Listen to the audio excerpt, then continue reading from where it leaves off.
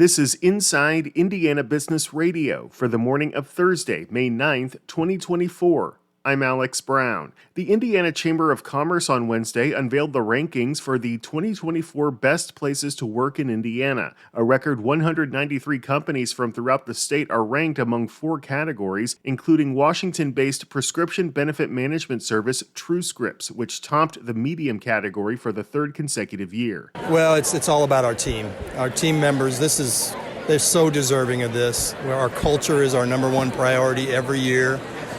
Growth and profit will come as long as we have the best team members on board. And so it's a huge tribute and compliment to them. That's TrueScripts CEO Dean Murder. You can view the full rankings at InsideIndianaBusiness.com.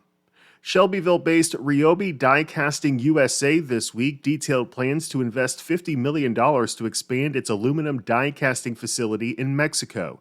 The company said the investment, which will include 124 new jobs, will add more capacity to support anticipated future demand in the electric vehicle market.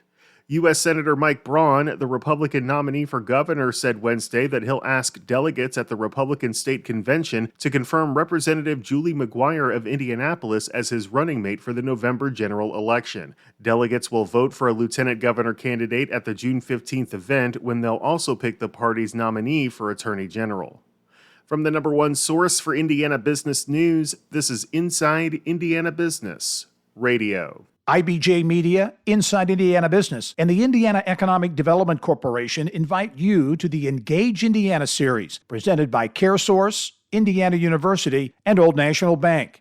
With an unrelenting focus on growing Indiana's economy, we'll dive into each region's unique challenges and distinct opportunities for growth. 9 regions, 1 goal. Indiana's bold future starts here. Discover more and register at ibj.com/engage. Raquel Buari started out at Four Winds Casino in New Buffalo, Michigan as an intern. In March, she was promoted to Executive Vice President of Administration. The company opened a new hotel in connection with Four Winds Casino in South Bend last year, and in a Q&A for our South Bend Elkhart Region Report newsletter, Buari said the hotel has led to great success for the casino. There's only so much foot traffic you're going to get in the door just to come gamble. Adding those other amenities really becomes key to drive people into the property who aren't primarily gamblers, right? But everybody loves to eat.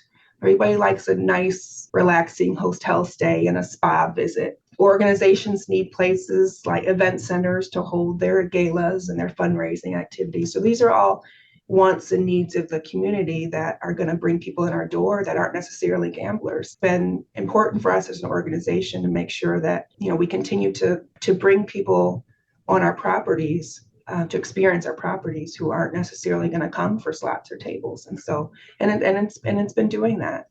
We're hosting a lot of the community events in our event center now, and those folks are staying at the hotel and they're eating at the restaurants, and so it's done really well for us, and it was certainly the right move to make. You can read the full Q&A at InsideIndianaBusiness.com.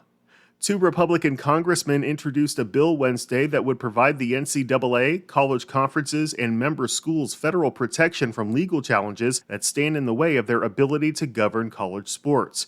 The Protect the Ball Act is sponsored by Representatives Russell Fry of South Carolina and Barry Moore of Alabama, and is intended to provide legal safe harbor for the entities that run college sports, which has been under siege from antitrust lawsuits. Fry and Moore are members of the House Judiciary Committee. The bill would give the Indianapolis-based NCAA protection from litigation and allow the association and conferences to regulate things like recruiting, eligibility standards, and the way college athletes are compensated for name, image, and likeness. Horizon League Commissioner Julie Rowe Latch is this week's guest on the Business and Beyond podcast with Gary Dick, presented by PNC, a weekly conversation with high-profile Hoosiers in business, sports, and entertainment, and beyond. Available now from your favorite podcast provider. I'm Alex Brown for Inside Indiana Business Radio on Demand.